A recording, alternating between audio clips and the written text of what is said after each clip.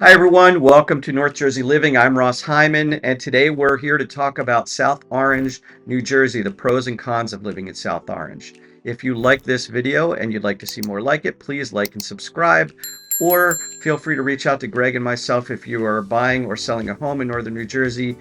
We'd be happy to help you. Our contact information is below. And with that, let's get right to the pros of living in South Orange.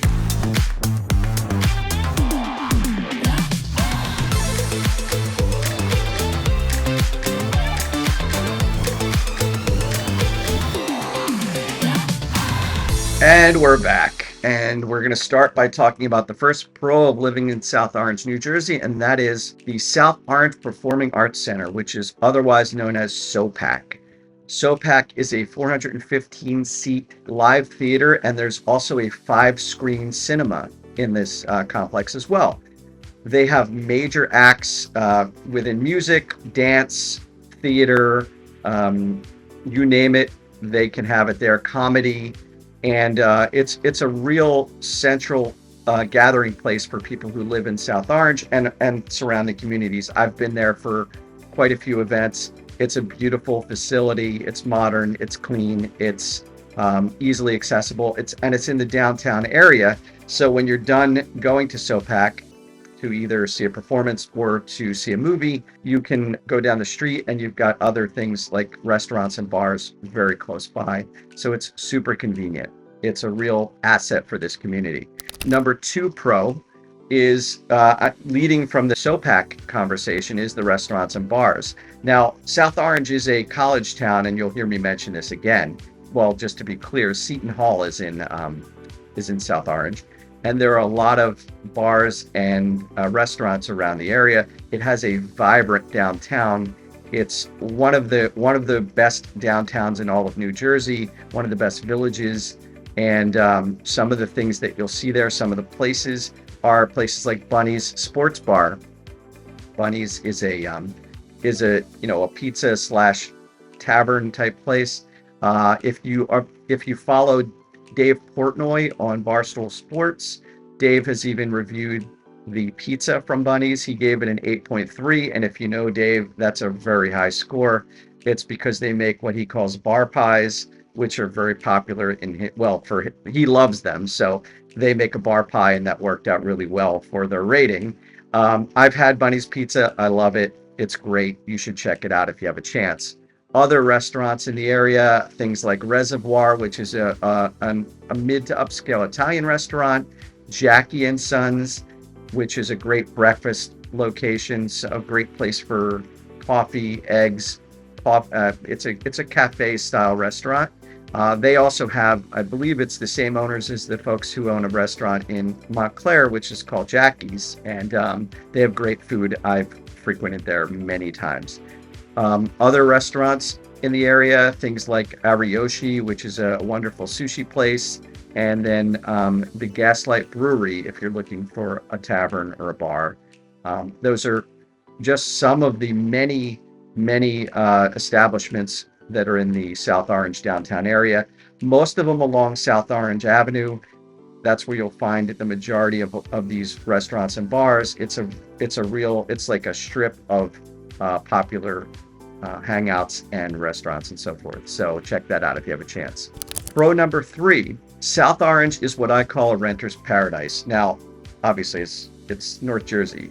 Your paradise is relative, but what I mean by that is the housing in the area is 75% rentals. So unlike many of the other towns in the area where you might have 25% rentals, South Orange has a tremendous number of rentals. Part of that is because of the fact that there's a university there, Seton Hall. I should say that statistic comes from bestneighborhood.com. I'm sure the percentages vary from website to website slightly, but that's a pretty good gauge. There are also multifamily homes, so there are apartment rentals, multifamily homes that have rentals. There are apartment buildings, and in fact, there's a lot of new development going on rental-wise in the South Orange area. Some of the new developments include the Gateway Luxury building and the Third and Valley, and also the Avenue. And all of these are in close proximity to the South Orange train station. So great for commuters. if you're not sure where you want to buy a home, but you want to check out, the North Jersey area, you want to see what South Orange is like, there's lots of opportunities to find rentals there, and it's fairly easy to do so. So I recommend you check out South Orange if you're looking for a rental in the area. South Orange has very highly rated schools. According to niche.com, they have an A+ rating for their schools.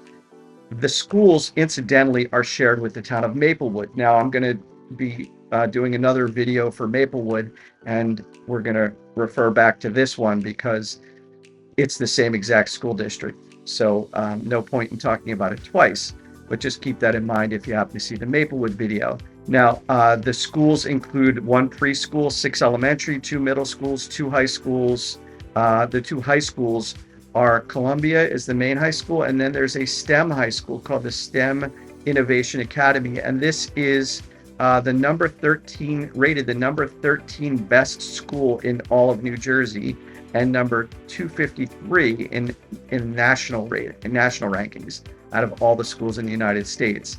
And I believe that comes from U.S. News and World Report. One of the highest rated science and technology schools in all of the country is in South Orange.